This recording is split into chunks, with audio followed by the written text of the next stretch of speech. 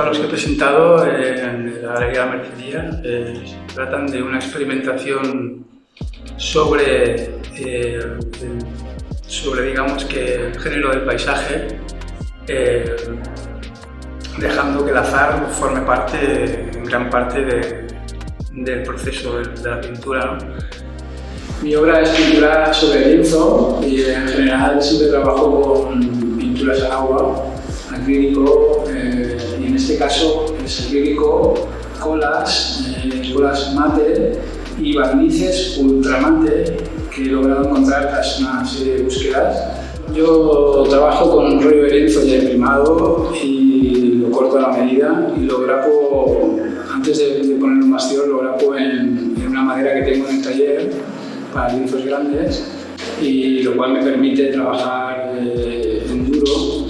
Es un juego pareidólico que yo tengo desde que era niño y poco a poco ha ido ocupando el tema central de mi trabajo.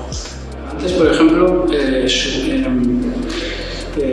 definía más las figuras, definía más las visiones que yo tenía con los juegos visuales y las definía y les ponía cara y cuerpo.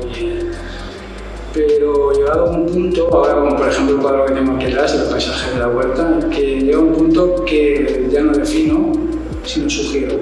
Tengo una visión interna que necesito hacer externa. Entonces, de alguna manera, lo que me interesa es que la aproximación que yo pueda tener en el taller de la idea que yo tengo interior al objeto material, al cuadro en este caso, ¿no? Creo que sería mantener una mente muy abierta y entrar a la exposición con un ánimo